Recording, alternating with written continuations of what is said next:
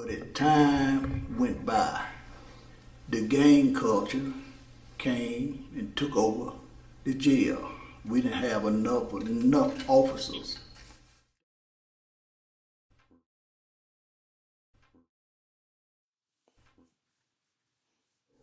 What, why are you in suicide precaution? And what floor were you from? Steve told me that it came from the fourth floor K part. Now, fourth floor D part.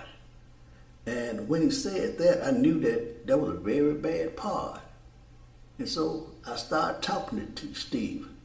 I said, well, why you try to kill yourself? He said, I wasn't trying to kill myself.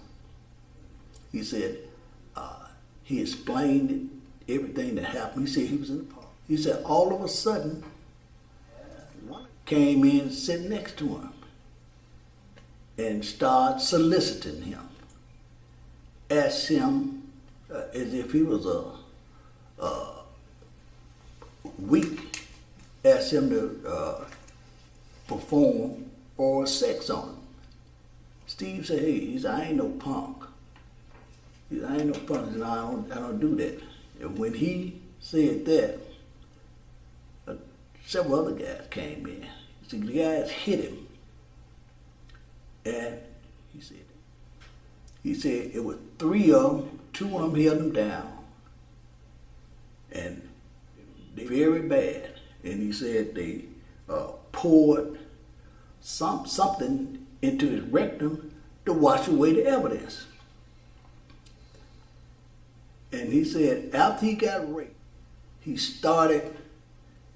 wanted to get out the cell block, but he didn't know how. And so he got a sheet, tied it around his head, and when he saw the officer making a round, played like he was going to commit suicide. The officer saw him with the sheet, got angry, got him out the cell block, got angry at him, didn't ask him no question, took him down to the doctor and told the doctor that he was trying to commit suicide. I believe the officer was so hostile towards him that the guy, Steve Goodwin, wouldn't even tell him about it. This happened on July the 1st, 1995. But as a matter of fact, I got that report today. And so when I came on in the morning of July the 2nd, and I saw Steve, I got him out and asked him what part he was in, and he just confessed and told me about the rape. I wrote up a report, and I called my supervisors and sent Steve, and after I sent him to the doctor, they sent him to the Rape Crisis Center, to be tested for the rape. The day after Thanksgiving, a Memphis, Tennessee resident named Joseph Liberto got into a fight with his wife. According to her, he chased her through the house with a knife. She called the police, who arrived at the couple's upper middle class home and arrested Liberto. MPD policy is to arrest suspects at the scene of a domestic violence call when weapons are involved. Liberto had calmed down by that time, and the police did not handcuff him. They let him fetch a jacket and his antidepressant medication, which he takes 4 times a day. It was merely a precaution, Liberto assumed. His attorney, a prominent city litigator, would have him out of the Shelby County Jail in a matter of hours. Liberto, who was the father of 3 teenage girls and had never before been arrested, was dropped off at the jail's intake area. It was cramped. It was a cramped, filthy space crowded with hundreds of inmates waiting to be classified. Its floor covered in feces, urine, and food. Liberto found himself sandwiched between 2 men. One who said he'd been arrested for beating and can't say that word, R word, a 14-year-old girl. The other for shooting someone. Twice, according to Liberto, he asked guards for his medication. They cursed at him and told him to sit down and shut up. After hours, guards showed him what he thought were his bonding papers. Instead, they were documents that would officially admit him into a cell within the jail. I hadn't been able to call my lawyer, he says. I knew I was in a bad place. I was really scared at that point. Liberto was placed in a cell by himself, sitting on a steel bed without a mattress. He watched a rat scurrying in and out from beneath his bed where a pile of feces lay. Suddenly, his cell door was unlocked. Every hour, all the cells in the jail are open for 5 minutes so that inmates can enter a day room for a break. At this time, a group of 4 men entered Liberto's cell. A devout Catholic, Liberto had earlier prayed with 2 inmates in the intake room. When they came in, I said, "Do you want to pray?" Liberto recalls. They said, "I don't think we want to pray." Interviewed at his home, decorated with bright Christmas knickknacks, Liberto chokes back sobs as he remembers the scene. 2 men stood by the cell door. They ordered Liberto to shut up or they would slit his throat. "Pull your pants down," they said. One of the men pushed a spoon into Liberto's mouth. "They told me to suck on this spoon, lick it real good," he says, barely able to talk through his sobs. "They bent me over and rammed that spoon in my rectum so hard, ramming it and turning it and shoving it, and they said, 'We getting you ready.' And then they took their P word out and put them in my face and rubbed them on my mouth. I could feel one of them back there. They put a handkerchief or something in my mouth." The guards announced it was time to lock down the pod again. As the men who had orally R-word and sodomized him left his cell, Liberto says that a guard yelled at his assailants, "Did you show that white boy a good time?"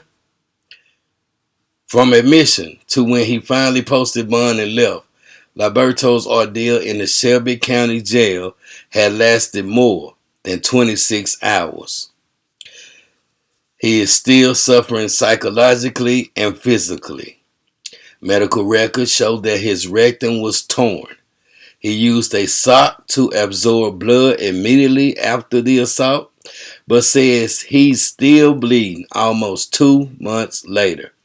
His thumb and shoulder may need surgery from being bent back by his attackers. "This is very hurtful," he says, "but I am not alone. I'm not the only one this has happened to. And if I talk about it, maybe someone else won't go through it." He's planning to file a lawsuit. And we're going to get into the nitty gritty. That's gruesome, huh, y'all? That was back in the days where it was just the GDs, the Vice Lords, and the LMGs. And that's when they used to have what they call a Thunderdome. As we're about to get into it in a minute. And hold on 1 second, y'all. I got to answer this phone call. Hold on. It's going to get more gruesome than that. Y'all going to see all the corruption from the officers to the inmates and a lot of eye-opening information. Hold on 1 second. True. All right. What Liberto didn't know when he was admitted to Shelby County Jail was that he was entering a hellhole. A penal facility so plagued by severe gang violence, unsanitary conditions, lax medical service, overcrowding, and inadequate supervision that 2 federal judges have declared it unconstitutional. The jail, the largest in Tennessee, is the focus of more than a dozen ongoing local lawsuits and an active U.S. Department of Justice investigation. 4 men have died while being held in the Shelby County Jail. This was back in the days, y'all. Of course, they outdoing themselves up to date. But just stay focused. We're going to get into some more gruesome details so that we can show y'all, for those who know, from Memphis, what it used to be like when before the officers was in the pod, the inmates ran the jail. For real, for real. No BS. You walk inside that salad port, you got one on each side sitting at the top of the bars, drop your bag, and that's how gruesome it was. So you had to really get it. But let's go. Let's go. All right. Now, January 17th. This back then it was Sheriff A.C. Gillis, one of the most corrupt.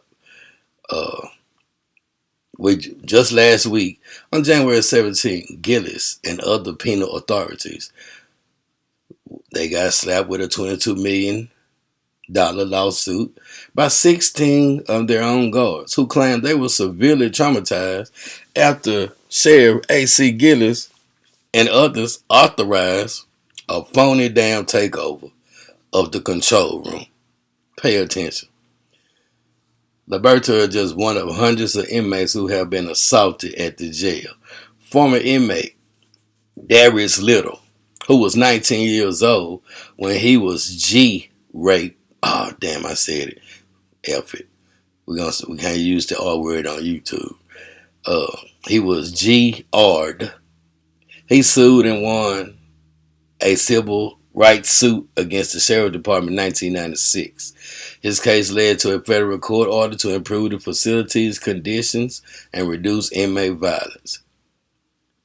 But 3 months of federal court testimony revealed that they didn't do a damn thing, and the jail got more violent and more out of control than ever.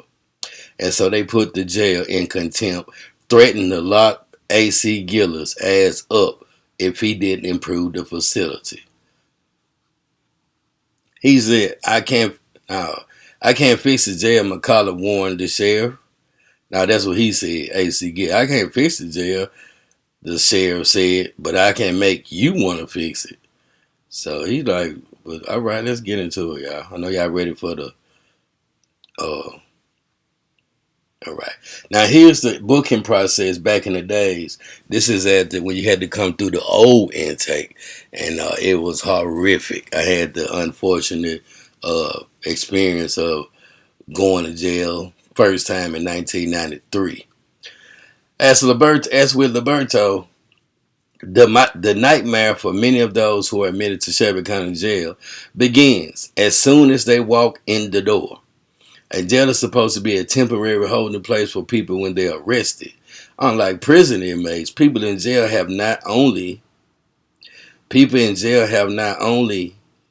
not yet been found guilty, they haven't even been charged. Some of them could quite possibly later be found innocent. Once inmates are processed and taken to court to be officially charged, the justice system allows them to either post bail and be released or stay at the jail until their trial date. New prisoners are supposed to be classified as soon as possible and allowed to make a phone call within a reasonable period of time. Violent and non-violent inmates should be segregated. Well, as we're about to see, didn't happen like that. At Shelby, most of the prisoners are impoverished, many with drug problems. Only a few of those admitted make bail. The rest are forced into a broken system that is supposed to hold only 1,200 inmates, but actually holds 3,800. That's three times over the damn capacity. Ain't no wonder. So Shelby County Jail only has one computer equipped with classifying software, so many suspects have to wait more than a day to make a phone call. Some, like Liberto, spend hours without a clue as to what's going to happen to them. Violent and nonviolent inmates are not segregated, so fights often break out in intake. Liberto's solo cell assignment was unusual. Most inmates are housed two, sometimes three to a cell the size of a walk-in closet, despite a court order requiring that the jail place inmates in individual cells to keep predatory inmates away from weaker ones. And far from protecting inmates from jailhouse violence, the poorly trained, badly paid, and demoralized guards, who are themselves at great risk of physical harm, meaning that they did what the damn gang said do, practice it themselves, according to lawsuit. Last month, 2 inmates arrested for DUI filed separate lawsuits. One alleges guards broke his jaw for not answering a question correctly. The other accuses the guards of providing poor medical care after other inmates, wanting his diamond ring, broke his ankle and his fingers. After being caught stealing from inmates, guards are now no longer allowed to confiscate their charges' valuables. That means when you before you get dressed out, they take all your jewelry and put it in the plastic, supposed to be your property, but they take it, and they back doing the same damn thing now. So ain't nothing changed. Perhaps most frightening of all, Shelby County Jail is so plagued by violent, out-of-control gangs that it has been likened by corrections experts to New York's infamous Rikers Island, a prison that in the mid-1990s reported 1,100 gang-related stabbings and assaults in 1 month. According to Judge McCullough's recent ruling, finding the county in contempt, the jail holds more than 250 members of Memphis' most lethal gangs, the Gangster Disciples and the Vice Lords, who outnumber the guards and run the jail with more authority than they do. The gangs maintain systematic control over non-affiliated inmates through what's become known as Thunderdome. And I just tell you about the infamous Thunderdome. Yep. They must sit back and watch you battle it out. The style of combat is modeled after the pro wrestling shows the inmates watch on television.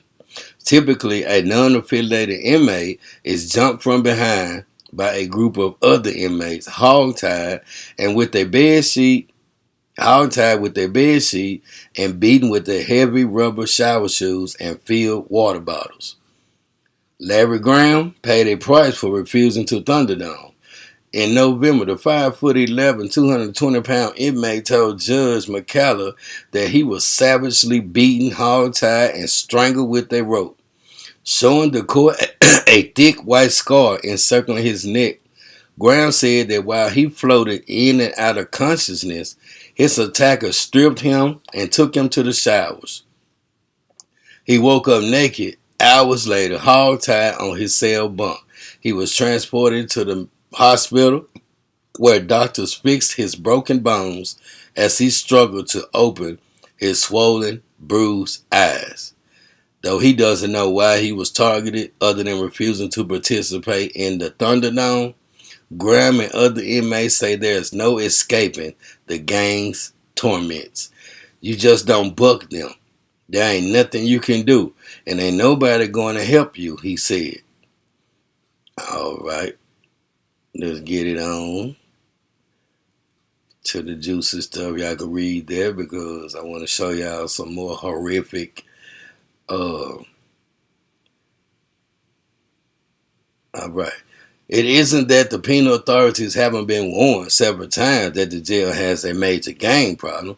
4 years ago, when the federal court order was drafted, Sheriff Gitter was given a full report of the gang's operation in jail, including examples of kites and other gang paraphernalia. Another report, this one written by head court opponent jail monitor Douglas Morgan, noted in November 1998 that the gang situation at the lockup was volatile, meaning about to explode. The extent of gang communication and authority at Shelby County Jail borders on the absurd. Gang members write and post rules governing when other inmates can use the facility's telephones and watch the TV.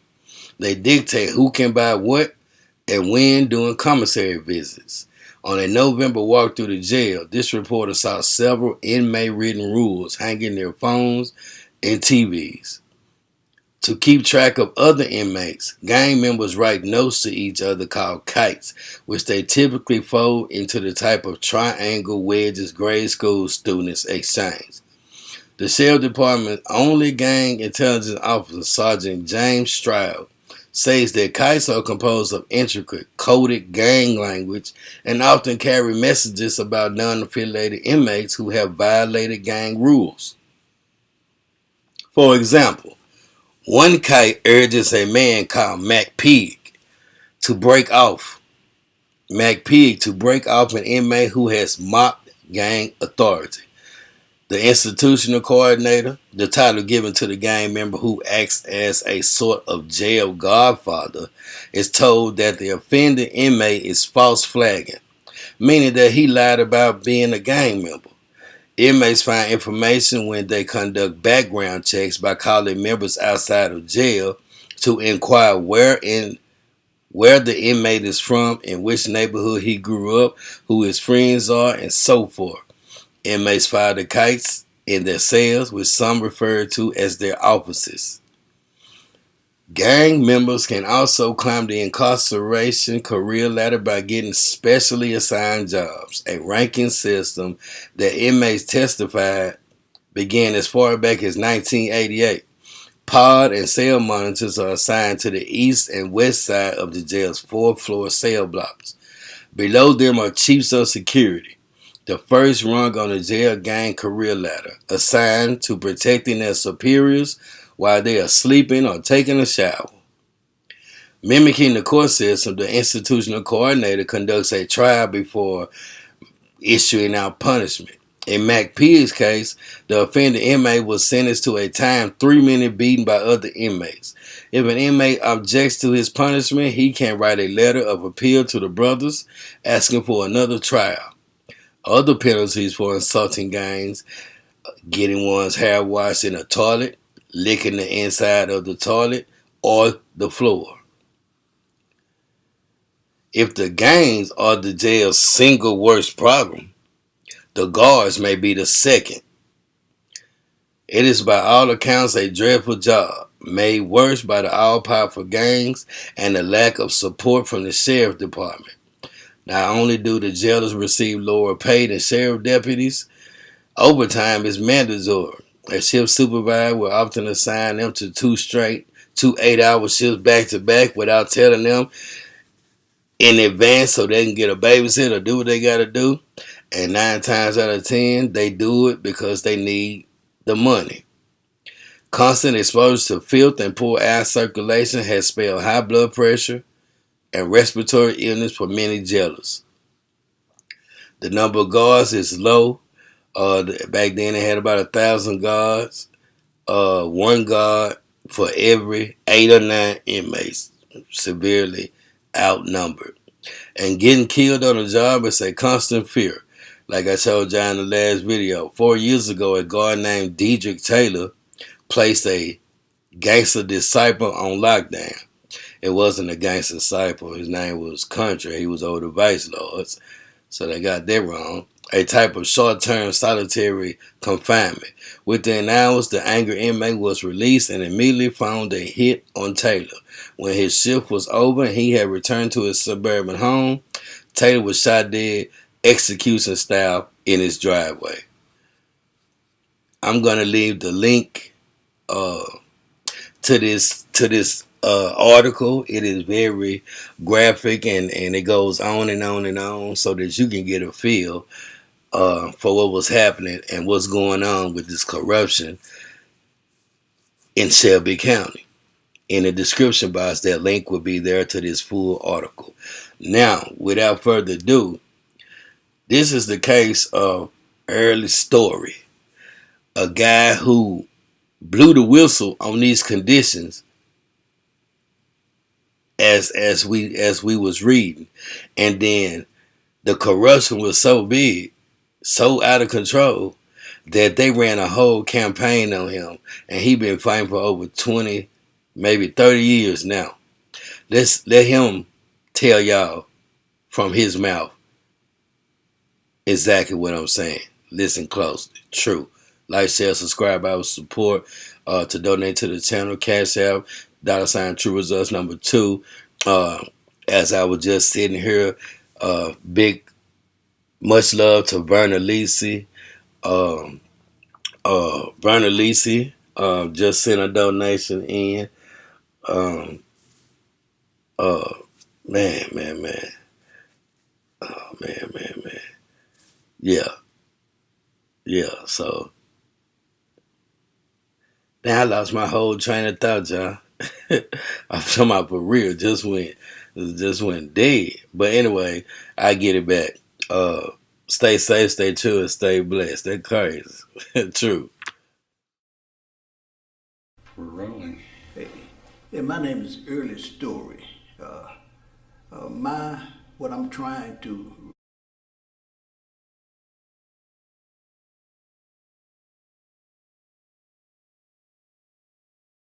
We're rolling. Hey, yeah, my name is Early Story. What I'm trying to relay is back on my issue with the Shelby County Sheriff Department. I was a sergeant there. I got hired in 1981. They called it the Glamour Slammer then. I was one of the first to be hired in the new jail. While employed there, it was a nice job, political but nice. But as time went by, the gang culture came and took over the jail. We didn't have enough officers, problem.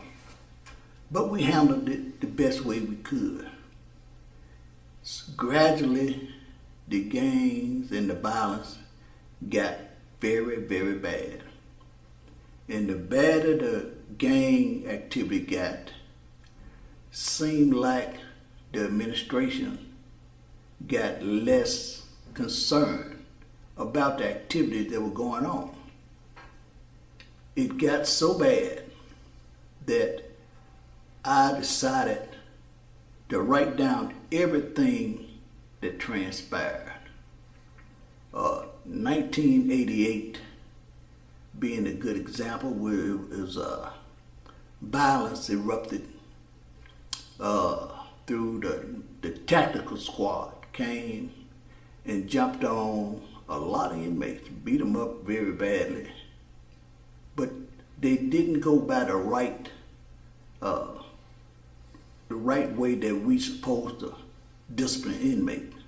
Instead of disciplining the inmates that caused the disturbance, the tax squad came in and beat everybody very badly.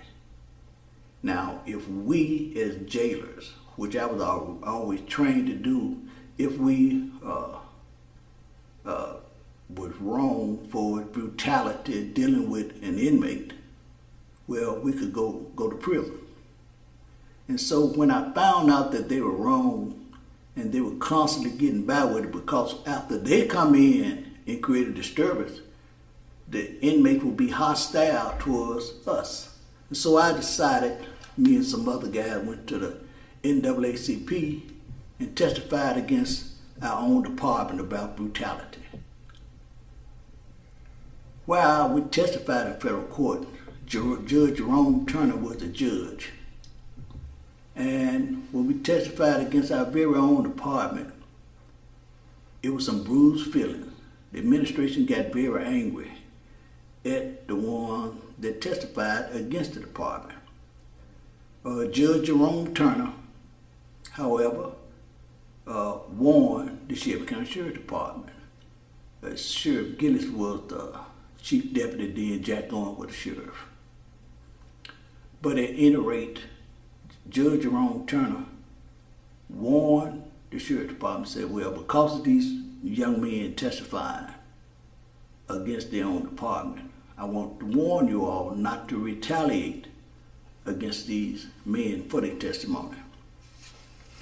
And I felt kind of relieved after the judge said that in 1988 or 89.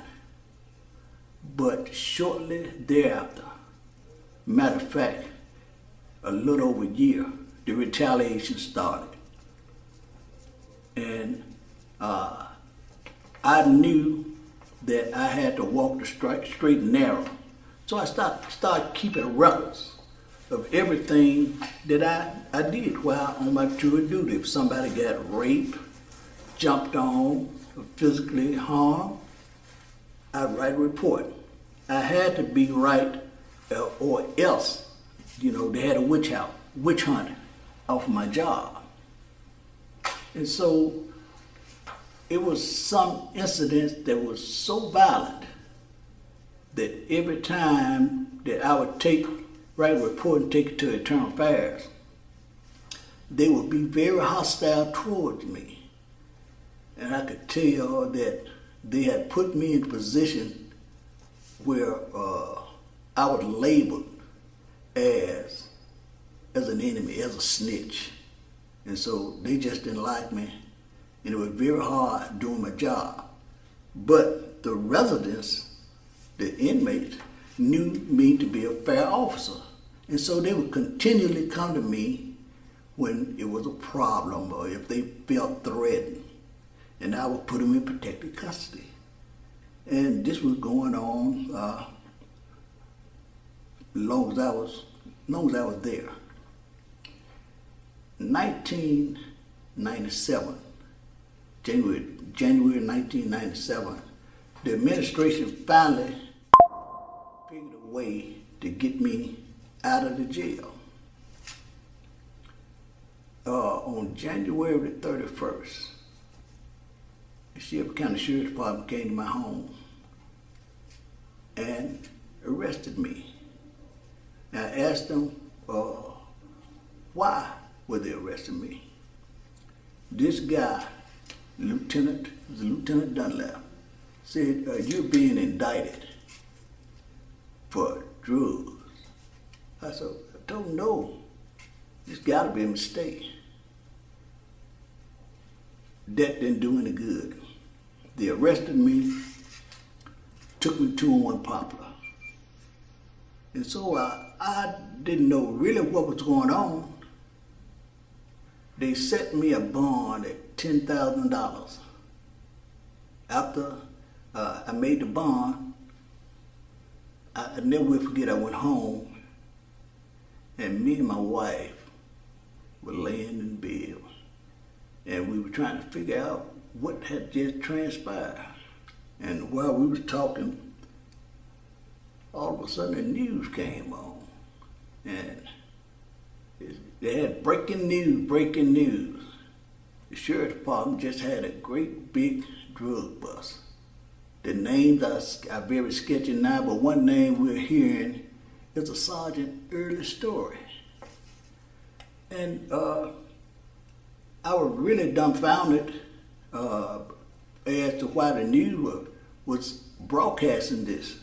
And so I didn't have no knowledge of what was going on and how to navigate through this false arrest. And so I immediately retained a lawyer to fight these false charges.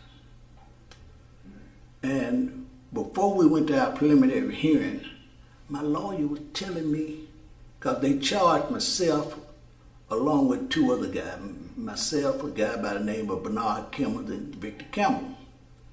And they charged us also with 3 civilians. One of them was a juvenile named E.T.N. Harmon. Another guy named Archie Anderson. And another guy named was Dante Dale. And so because I'm knowing of the false arrest, we were going to court. And after I told my lawyer about the false arrest, finally we had a preliminary hearing. preliminary hearing in Judge Ann Pugh courtroom. That was April the 3rd, 1997. Well, during that hearing, the sheriff department sent a guy by the name of Detective Carl Harrison. He was supposed to have been the one that was overseeing the alleged drug transaction. Now, Well, Sergeant Harrison, Detective Harrison, took the stand and gave testimony before Judge Ann Pugh that an undercover agent had sold marijuana to me on 3 occasions. He accused me of January 9th, 1997, January 15th, 1997, with a juvenile on January 15th, and January 22nd with a man by the name of Dante Dale. And so after he made that accusation, was nobody there to testify. The undercover agent was not there. And so Judge Ann Pugh, after listening to all the testimony, dismissed the case due to lack of probable cause. Right after Judge Ann Pugh dismissed charges, one of the guys by the name of Dante Dale came up to me, and he said, I just wanted to know who you was, because I don't know nothing about none of this. And so I'm free now, though. The judge wrote to be restored back to your normal business. I didn't have no charges hanging over me. But I had already filed a EEOC complaint to get my job back. And so I'm continually, I couldn't get a lawyer to represent me, so I had to do everything by myself. Although I'm free, I've been charged, had been charged with a crime, been set free, and so now I'm ready to get my job back. now, Yeah, I had a civil service hearing, and I need to really go back to one point. While I was employed I think it was in 1995.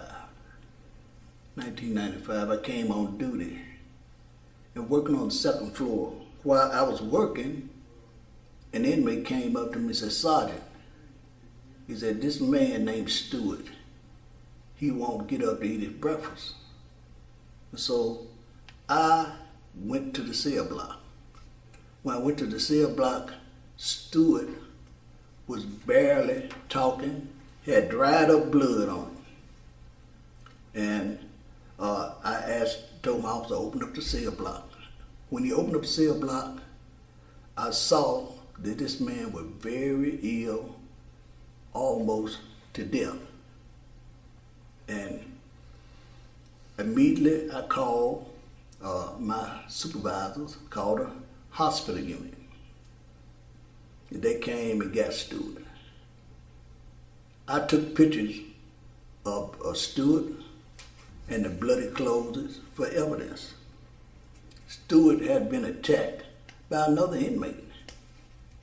The officer that was supposed to, because this was maybe about 10 o'clock when I discovered him.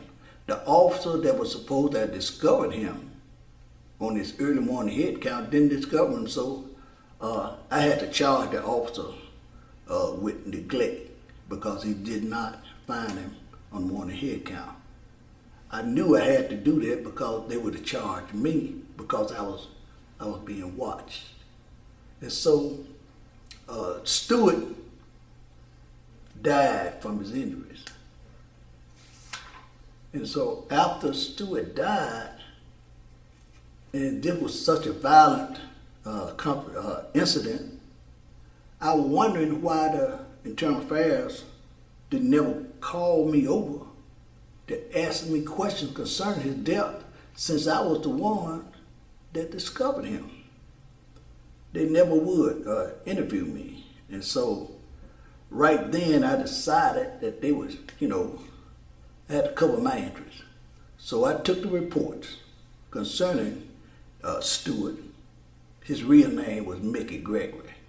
But I took the information, the write-up that I had, my officer to write at least, and I took it and gave it to a Memphis lawyer. This lawyer I gave it to, the name was Steve Leffler. Leffler wound up filing a lawsuit, $10 million lawsuit for the estate of Gerald Gregory, a.k.a. Mickey, a.k.a. Stewart, Gregory Stewart, that was a.k.a. And so I'm still employed, working real hard, trying to walk the straight and narrow. The next incident I think noticeable happened happened also in 1995. This guy by the name of Steve Goodwin. Goodwin was a male white. And my assignment oftentimes was on the second floor. But I came on duty one morning. My office, the control center, it was right in front of the suicide tank. And my custom was, when I came on, I would get the inmates out, put them on clothes. Why are you in suicide precaution? And what floor were you from? Steve told me that he came from the 4th floor K part. Now 4th floor D part. And when he said that, I knew that was a very bad part. And so I started talking to Steve. I said, well, why you try to kill yourself? He said, I wasn't trying to kill myself. He said, he explained everything that happened. He said he was in the park. He said, all of a sudden, one came in, sitting next to him, and started soliciting him. Asked him as if he was weak, asked him to perform oral sex on him. Steve said, he said, I ain't no punk. He said, I ain't no punk. He said, I don't do that. And when he said that, several other guys came in. So the guys hit him. And he said it was 3 of them, 2 of them held him down. And they very bad. And he said they poured something into his rectum to wash away the evidence. And he said after he got raped, he wanted to get out the cell block, but he didn't know how. And so he got a sheet, tied it around his head, and when he saw the officer making a round, played like he was going to commit suicide. The officer saw him with the sheet, got angry, got him out the cell block, got angry at him, didn't ask him no question, took him down to the doctor and told the doctor that he was trying to commit suicide. I believe the officer was so hostile towards him that the guy, Steve Goodwin, wouldn't even tell him about it. This happened on July the 1st, 1995. But as a matter of fact, I got that report today.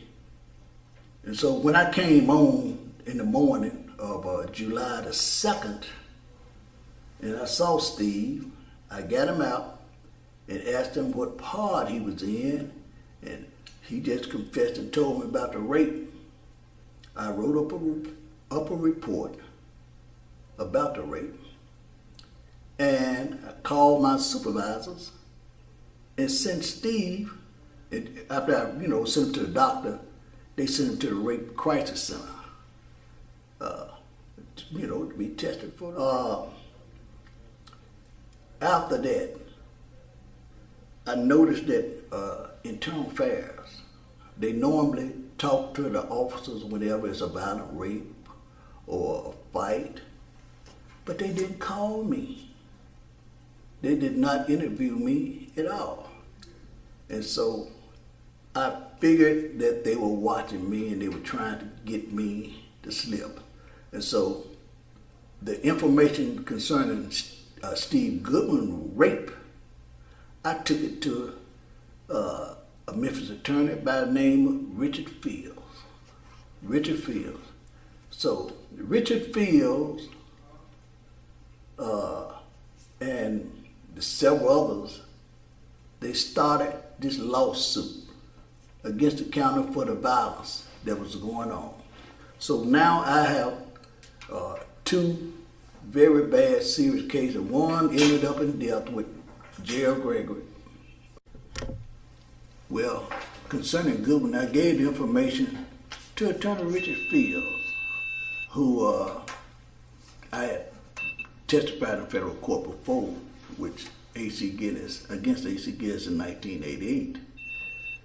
Fields took my information, and I also turned the information on to Internal Affairs, but Internal Affairs, of course, did not never respond or interview me. And so, but the violence was so bad that the rumors were they getting ready to start a federal investigation into the activities of the violence inside the Shelby County Jail. And it was so violent, so I wanted to be one of the officers that had material to present to the officers, to present to the court, to clarify the violence that was going on in the jail. And I had to keep records to cover myself. But when I got arrested in January 31st, 1997, I didn't have, a chance because I was in jail. And so when they started the lawsuit, the Little versus Shelby County, they would not use me because of this arrest. So after reporting all this information to Steve Goodwin and about Steve Goodwin and the rapes and the violence, when I went to my preliminary hearing, when they got arrested me for the drug charge, and I went to court, Judge Ann Pugh dismissed the case. After she dismissed it due to lack of probable cause, I thought I would get my job back. But that wouldn't happen.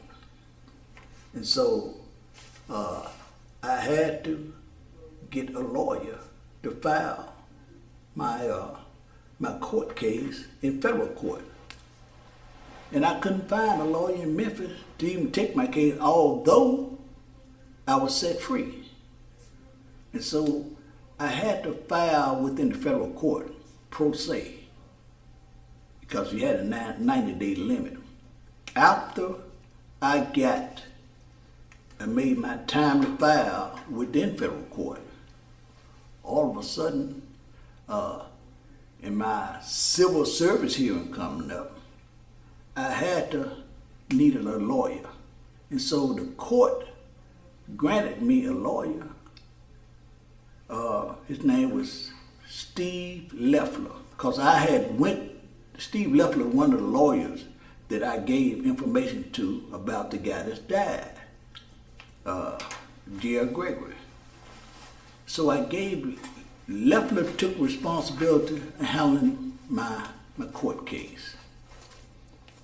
As soon as Leffler signed on as being my attorney, he signed on in June of 1997. As soon as he signed to represent me, the Shelby County Sheriff Department rearrested me on the same charges that was dismissed. And I had to start going back through the same process again. Now, I was free. I didn't, instead of them getting my job back, they trumped up and arrested me again. And so, Attorney Leffler, after my arrest, I had two cases going on simultaneously. I had my civil case going on and a criminal case now. Both of them were going on simultaneously. And so I asked my attorney, Steve Leffler, why and how could they arrest me when I had a civil case starting? I asked him why wouldn't he make an issue of retaliation?